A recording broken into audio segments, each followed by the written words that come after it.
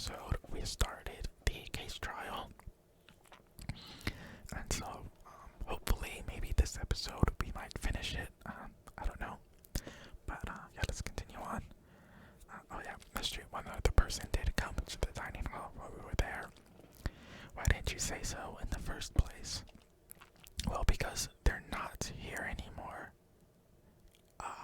Was it Junko? Did she kill Sayaka?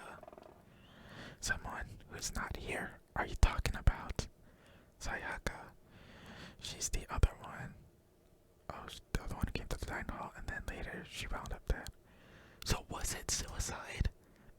I remember saying like what if somebody commits suicide? Like what if she did kill herself?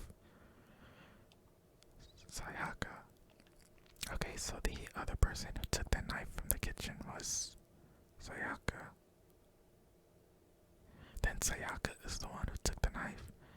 That's the only possibility. And thinking back on it, she was acting kind of unusual.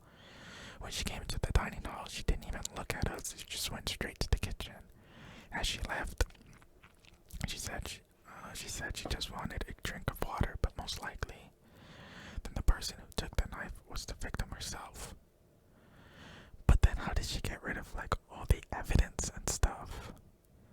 And what about the bloody cuff that we found in the trash room? No, I'm sure she just took it for self-defense. So you're saying the knife she took was then taken from her and she was killed with it. In that case, you may not have taken the knife, but you still could have killed her. What? See, he did do it after all. No, you're wrong. So that's how you would twist the argument and send us all off in the wrong direction. You possess a most terrifying talent. Damn, if I don't do something, they're gonna blame me for the murder. Don't they understand? If they convict me, everyone's gonna die. Hold on, it's still too early to decide conclusively that Makoto is the killer, wouldn't you say? Because you see, if the room did belong to the killer, then they did something most bewildering. And until we unravel that little mystery, you simply can't declare that he's the killer. Bewildering?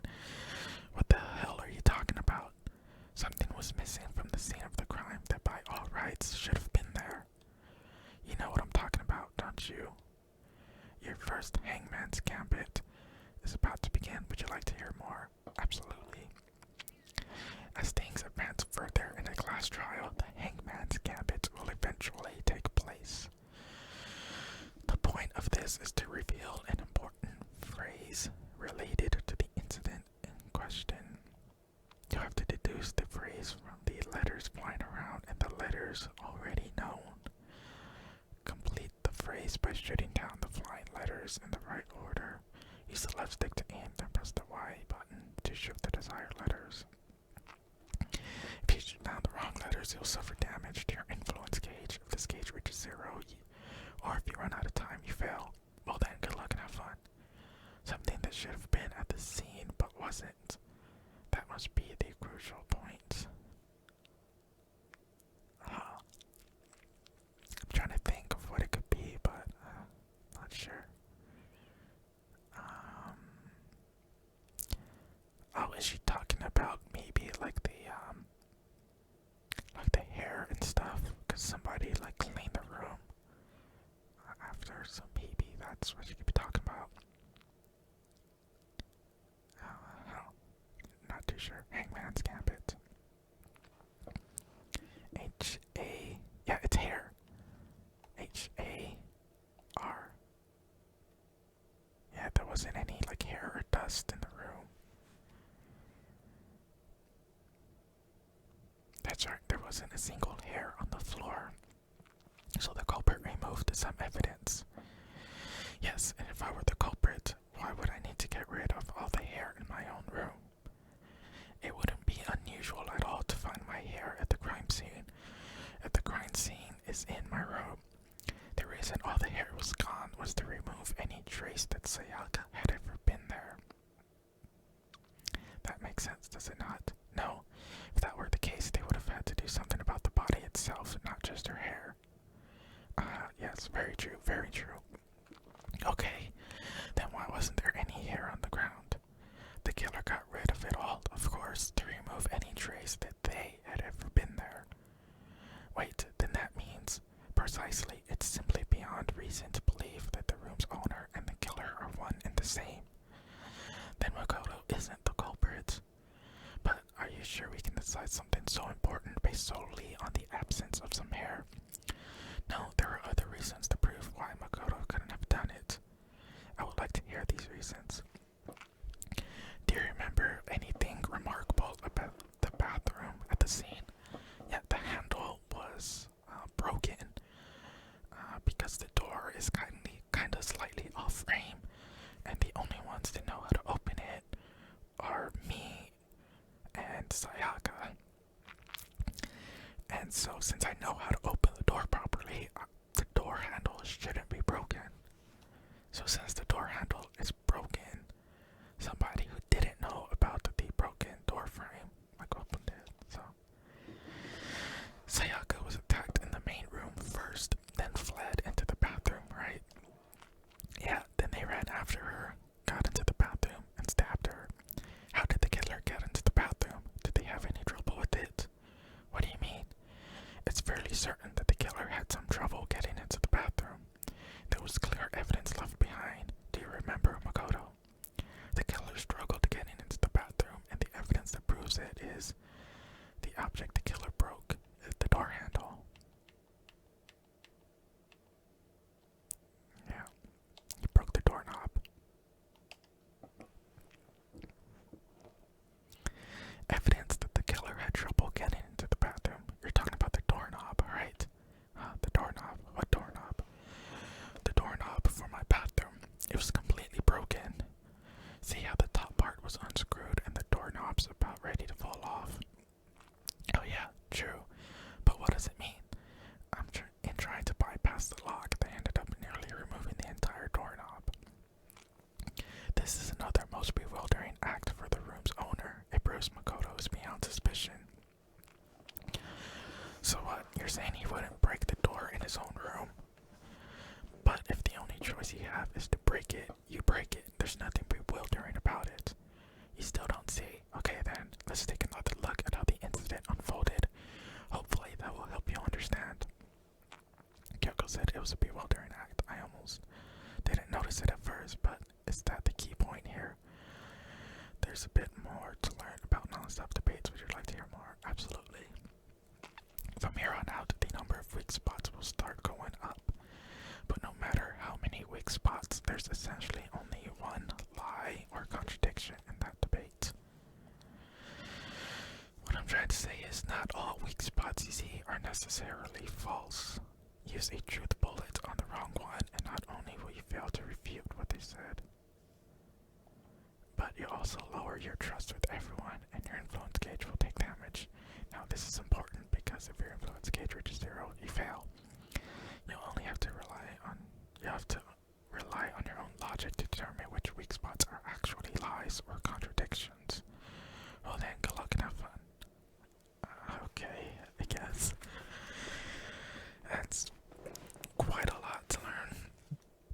Okay, bathroom, door frame. It's our truth bullet. The incident took place in Makoto's room. Sayaka was first attacked in the main room. She then fled to the bathroom. Then the killer ran after her. And they got into the bathroom. Oh, that freezes it, okay. At that point, the killer had to try to bust down the door because Sayaka had locked it. And finally, the culprit had Sayaka cornered. And to finish the job, they stabbed her with the kitchen knife. It was you, wasn't it, Makoto? Admit it. No, we already know the answer. Okay, no, it's not because the door was locked. No, there's a different reason entirely. Okay. First, okay. She then fled into the bathroom. And then the killer ran after her. Door wasn't locked. They got into the bathroom.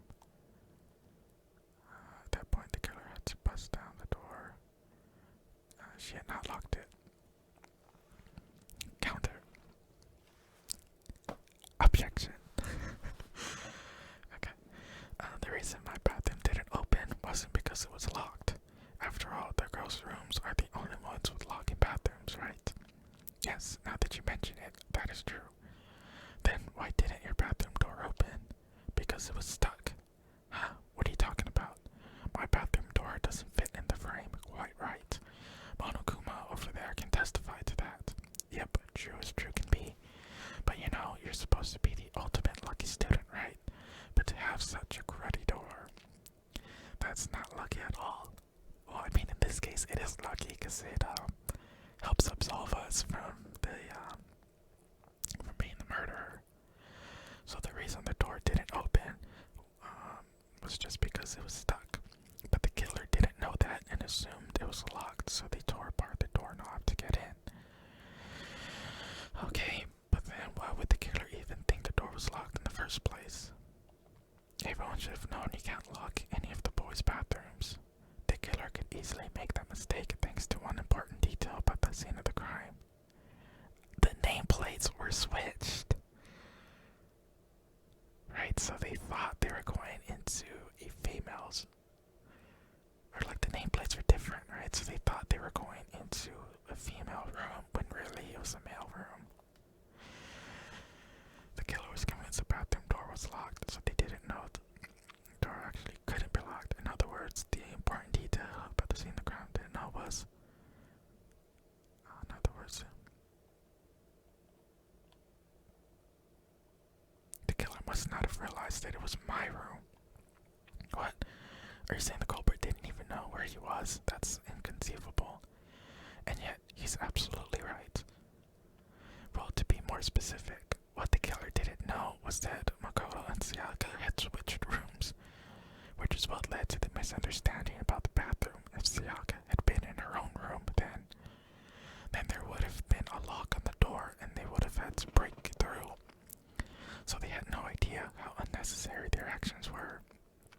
Ultimately, we can't know if it came open by force or simply by accident, but the killer must have been considerably confused with no idea how they actually got the door opened. Regardless, it was a pointless act. Wasting time trying to break down a door that wasn't locked is definitely something I wouldn't do, since I would have known exactly why it wasn't opening, right? That is a definite possibility. So the killer would have had to be someone who didn't know they switched rooms.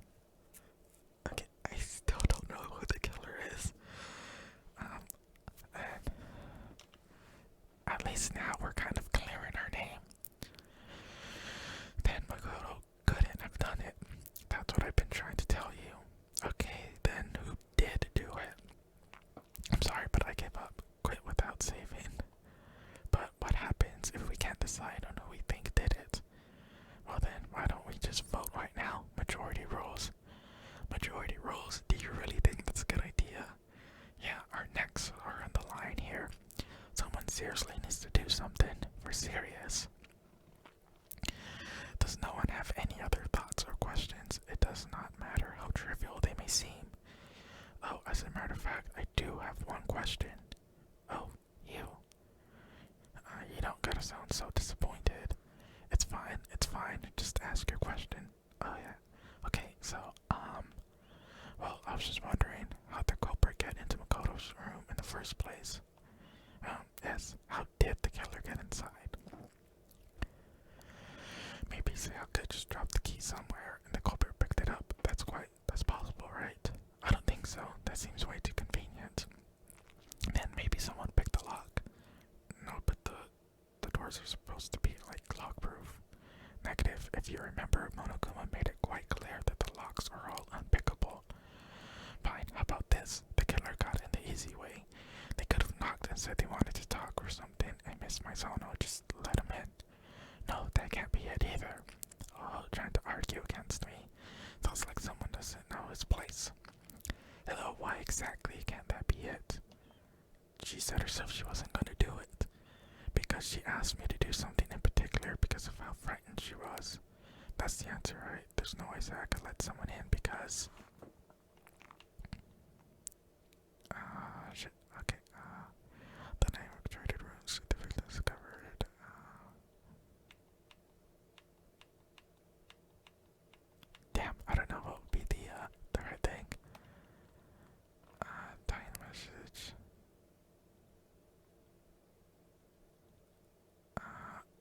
I guess maybe the switching of the rooms. Where is it at? Switching rooms. Let's try that. Because Sayaka was already scared, remember? That's why she asked me to switch rooms in the first place. Yep. The same goes for you, Sayaka. No matter who it is, don't open your door for anyone. Even if I'm sure it's you, I absolutely won't open it. Otherwise, what's the point of even switching? Yeah, there you go. Knowing what you've been through, I just can't believe she would have opened the door for anyone. What if her being scared was a lie? Huh? What the hell is that supposed to mean? Why would she lie about something like that? I know you don't want to consider it, but look at this and tell me, can you still deny the possibility? There's something I want to talk to you about, just us two. In 5 minutes, come see me in my room. Come see me in my room. Check the nameplates to make sure you don't get to the wrong room, okay? The hell is that note? There's something I want to talk to you about, just us two. In 5 minutes, come see my room. Check the nameplates to make sure you don't get the wrong room, okay? I found a notepad during my search and I shaded in the top sheet with a pencil. And these are the words that appeared. Oh man, I totally seen people do that on detective shows. When you write, it can leave an imprint. Sketch over the next sheet of paper, you can see the words. When I saw that, I was like, holy crap, I better make sure I rip the paper out before I use it from now on. It's a pretty old-fashioned technique, but even the classics can be surprisingly useful sometimes. Oh, and I should also mention, I found the notepad on the desk in Makoto's room. Huh? Which means only someone who had been in Makoto's room before the incident could have written it. Then either it was Makoto who lived there, or Sayaka who switched rooms for a single night. So, Makoto, did you write this? No, I didn't, but... Of course you didn't, because the note also bears a perfectly legible signature, Sayaka's signature.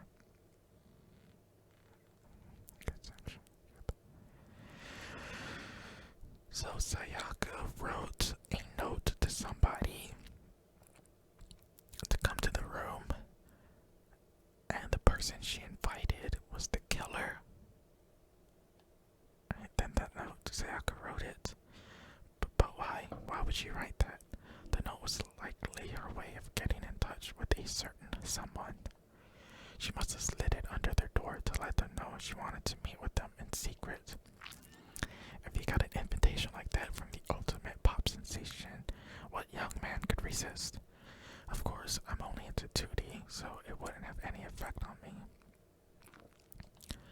But can we be sure anyone even got this note? What would happen if you kill someone, but it's in self-defense? So, like, what if somebody tries killing you first, but then you kind of put up a struggle and you kill them? Would you still be... Yeah, then you would be the blackened, right? So what if Sayaka invited someone to the room to try to kill them, but then she got overpowered and got killed herself? I don't know. And honestly, even if they did, I do not think they are at all involved in what happened. What makes you say that? Would you like to hear what I have to say? Very well, then pay attention. Okay, make your argument. Dorm nameplates is our truth bullet.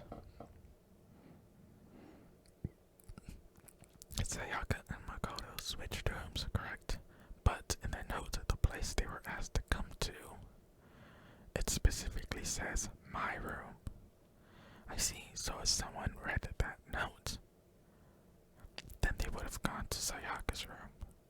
No, exactly, the room that Makoto was staying in. So in other words, even if someone did read the note and did what it said, they would not have any connection to what happened. I'd certainly see that. No, because the nameplates are switched. Yeah, the nameplates are switched. The killer went into my room instead of Sayaka's, and the reason for that is it has to be because of what got switched between mine and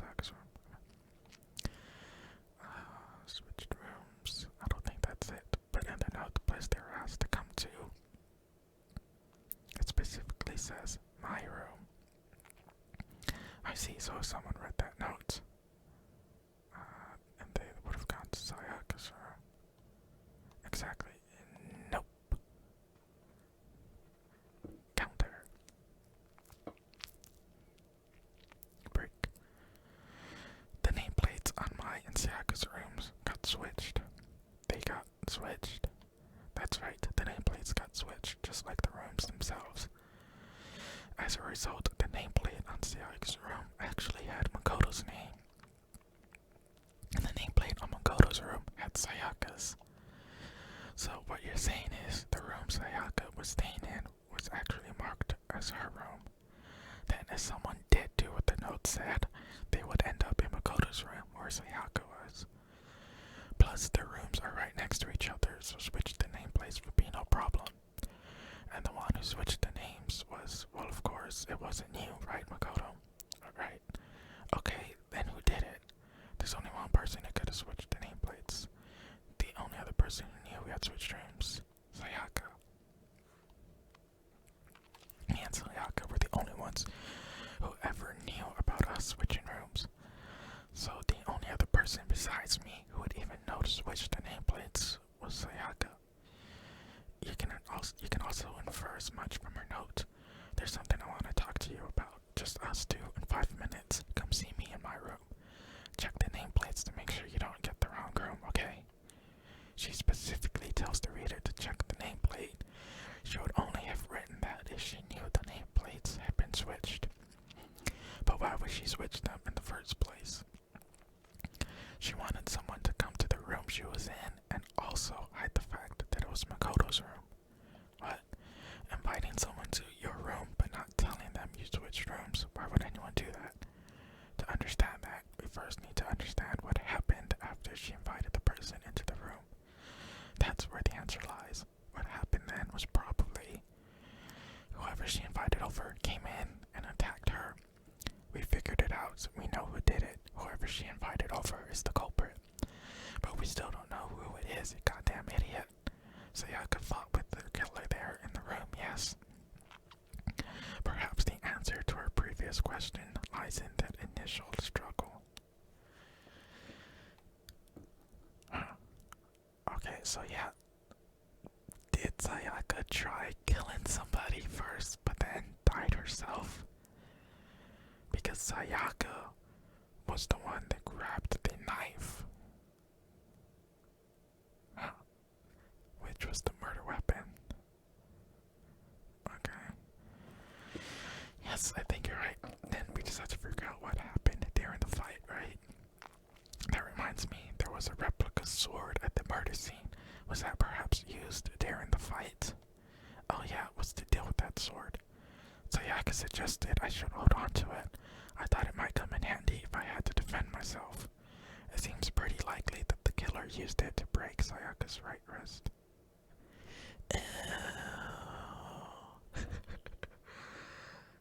I did not put that together. I did not think that, there was gold on her wrist, right?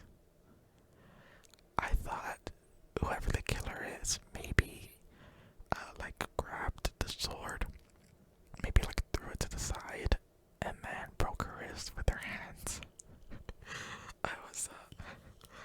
I guess I was pretty off on that.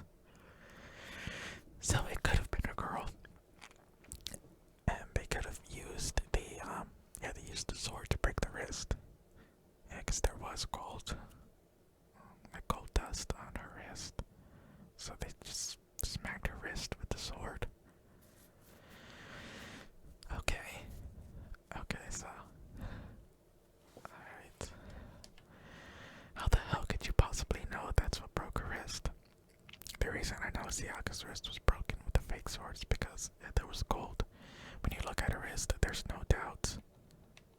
Sayaka's wrist. Yeah, there's. Her wrist was glittery at the injury's location. The sword did that. So I thought somebody grabbed the sword and got the glitter on their hand and then grabbed her wrist with their hands, transferring the gold.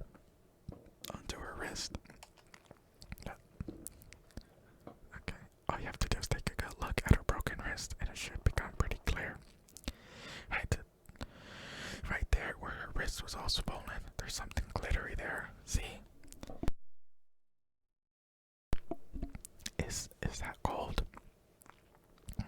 It sure is, specifically the gold coating from the replica sword. You barely have to touch that stuff and it'll stick right to you. And there's some on her wrist because I got it. Because she got hit with the sword right there on her wrist. I see. And so the truth draws even closer. Alright then, it's about time to solve this mystery. What happened in my room and what led to Zach's death? That's what we need to make clear. There's a bit more to learn about non-stop debates. Would you like to hear more? Absolutely. Are you getting used to these non-stop debates? Starting with the next debate, I'll start loading multiple truth bullets into your truth cylinder. But just like with the weak spots, only one of those bullets can actually refute the proper statement. In other words, from here on out, you'll have to combine the right truth bullets with the right weak spots to refute each statement. If you come up with the wrong combination, you'll take damage to your influence gauge. You can press the LB button to rotate the cylinder and choose which bullet to fire. Press and release the button to cycle through each bullet. Or you can hold down the L button, then use the left stick to select a specific bullet. By the way, if the logic difficulty is set to kind, fewer bullets will be loaded into the cylinder. For our purposes this time, the logic difficulty will be set to mean. Oh, come on. Well then, good luck and have fun. Okay. Make your argument. Replica sword sheath, kitchen knife set, replica sword. Alright. Got 3 truth bullets. When the fighting broke out, the culprit grabbed the sword, and that's when the first blow was dealt. A sword based. That's what broke. No, it was the sheath, wasn't it? Not the. So she tried to fight back. Not the sword herself. She grabbed the kitchen knife she had hidden away. But then the culprit took that from her too, and then killed her with it. And that's exactly what happened. Okay, so it wasn't. If the person with the sword really did attack first, there's no explanation for a certain part the sword got damaged. Yeah, it was the sheath. The sheath is the right one. The culprit grabbed the sword, and that's when the first blow was dealt. A sword base? No. It's the sheath. Yeah, so Sayaka tried killing someone first. And then, actually, no, I don't think the fight started with the sword. Okay, so Sayaka invited someone over to the room. And Sayaka, I guess, tried killing that person with the sword she took from, or the knife she took from the kitchen. The person she invited, I guess, grabbed the replica sword and didn't have time to unsheath it yet. And I guess used the sword or the sheath to kind of block the kitchen knife. And that's how the sheath got damaged. And then I guess the person she invited unsheathed the sword, smacked her in the wrist, fractured it. They struggled some more, and Sayaka died. Okay. Why not? Because the sword's sheath had been scratched. See, there's a gash in it, like someone cut into it with something sharp. Something sharp, you mean like the kitchen knife? That was the only sharp thing found at the scene. Stop jumping ahead, slow down, and explain it so I get what the hell's going on. If the sword was used first, there wouldn't be any explanation for the scratch on the sheath. If you're going to attack with the sword, you take it out of the sheath first, right? That's true. With the sheath on, it'd be heavy and bulky and useless as shit. Okay, so how did the sheath get damaged? If they got attacked with the kitchen knife, maybe they grabbed the sword as a defensive impulse. In that situation, there wouldn't be any time to actually unsheath the sword.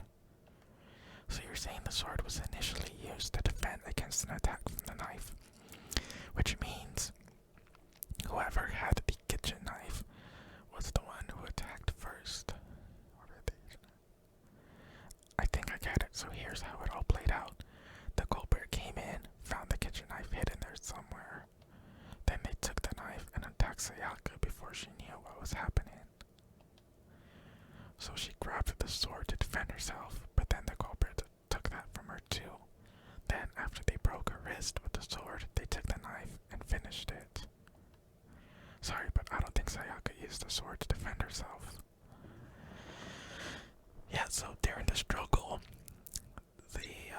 the actual killer, I guess, smacked Sayaka in the wrist, fracturing it. And that caused Sayaka to drop the knife, and then she was murdered with that. What? How the hell can you not think that? Because she never held the sword at all. There's a certain part of her body that makes this clear. Oh yeah, her other hand was completely clean except for the blood. The part of her body that shows she never used the sword. If you wanted to use the sword, which part of her body would you have to touch it? Her palms. You're talking about her palms, right? The palms of her hands were perfectly clean, so I don't think she ever picked up the sword. How can you know that just by looking at her palms? Like I said before, the gold coating on that sword comes right off. All you have to do is touch it. In fact, if you look, you'll notice that a lot of the gold has already come off the handle. It's safe to assume that's because whoever used the sword got some of it on their hands. There's really no way she could have picked it up and come away completely clean. Maybe she washed her hands after she escaped into the bathroom.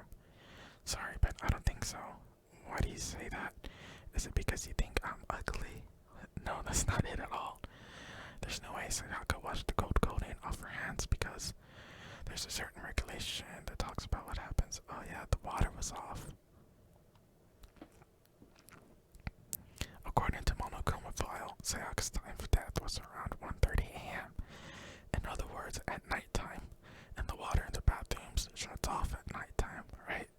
Oh, I didn't know that. Actually, I hadn't taken a shower here yet. Oh my. You're no different. You smell like a big, fat, ugly donkey.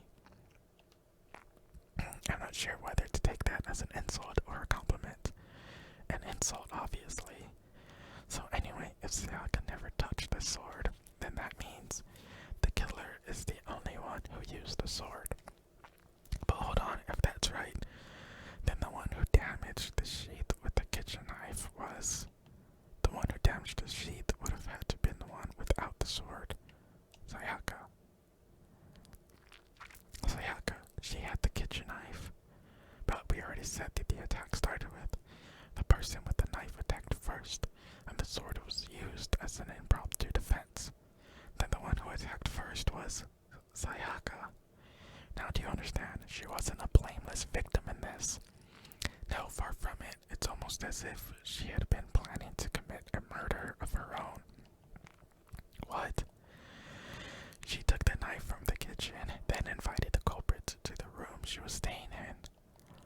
And if that's true, then she had the kitchen knife and attacked without provocation.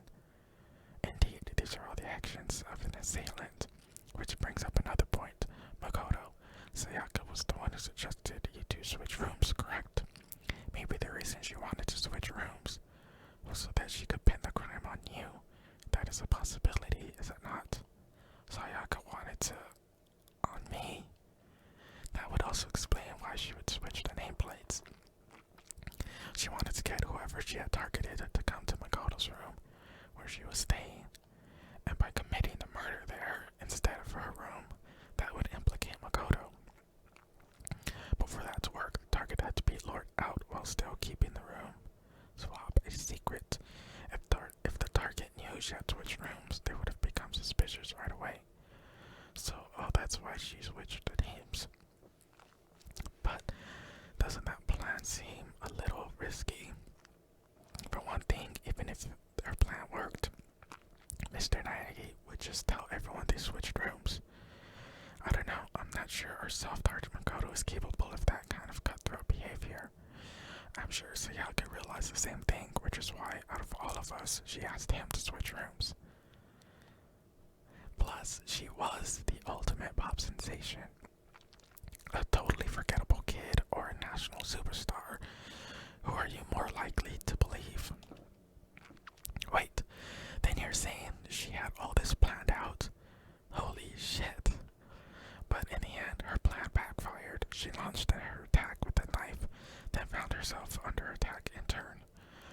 must be when her wrist got broken and she was forced to drop the knife.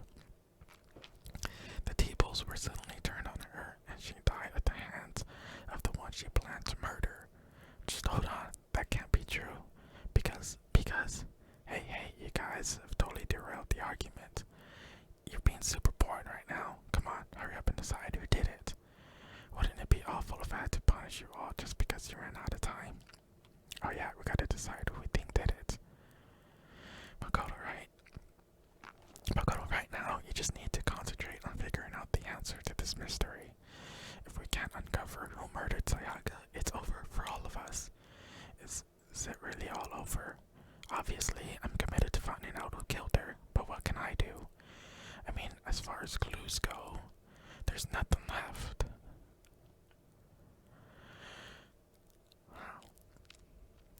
Make your argument. Dying message. Yeah, what's up with the numbers? It's easy to say, hey, decide who did it. But there just aren't any more clues, right? Let's review all the clues we found up to this point. Okay. Do we really have time for all that? The die. If we don't do something, we're all gonna die. Alright, there's still one clue left. I'm sure if Sayaka left it on the wall she was leaning up against. It's easy to say, hey, decide who did it. Nope. Died message. Okay, break. There still might be one clue left. Sayaka's dying message. Okay. I'm gonna go ahead and end the video right here.